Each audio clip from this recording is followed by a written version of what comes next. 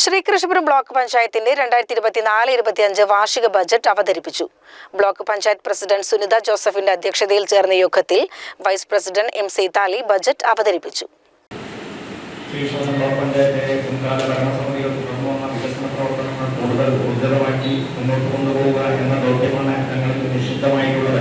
ഈ ഭരണസമിതിയുടെ രണ്ടാമത്തെ ബഡ്ജറ്റും 14-ാം പഞ്ചവത്സര പദ്ധതിയിലെ മൂന്നാമത്തേതും വളരെയധികം സന്തോഷത്തോടെയാണ് ഞാൻ നിങ്ങൾക്ക് മുന്നിൽ അവതരിപ്പിക്കുന്നത്. കൂടാതെ ഈ വർഷത്തെ ദുർബലവിഭാഗങ്ങൾക്ക് കൂടുതൽ ആനുകൂല്യം നൽകുന്നതിനും വരുത്തിയിട്ടുണ്ട്.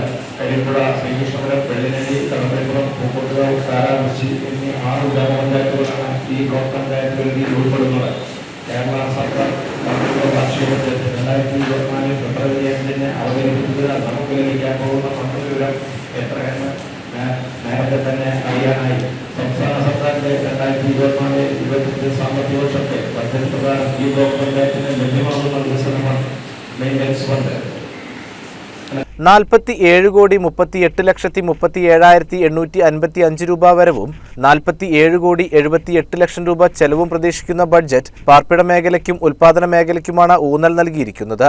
പാർപ്പിട മേഖലയ്ക്ക് 4,35,34,500 രൂപയും ഉൽപാദന മേഖലയ്ക്ക് 89 ലക്ഷം രൂപയും ആരോഗ്യ ശുചിത്വ കുടിവെള്ള മേഖലയ്ക്ക് 1,10,00,000 രൂപയും വനിതാ യുവജന ശിശു വിദ്യാഭ്യാസ മേഖലയ്ക്ക് 1,25,00,000 രൂപയും പശ്ചാത്തല മേഖലയ്ക്ക് 22,39,03,750 രൂപയും വകയിരുത്തിയിട്ടുണ്ട്. ജോയിന്റ് BDO ശിവശങ്കരൻ, ബ്ലോക്ക് മെമ്പർമാർ, നിർവഹണ സമിതി അംഗങ്ങൾ, ബ്ലോക്ക് പഞ്ചായത്ത് ജീവനക്കാർ എന്നിവർ പങ്കെടുത്തു. CCN കടമ്പഴിപ്പുറം.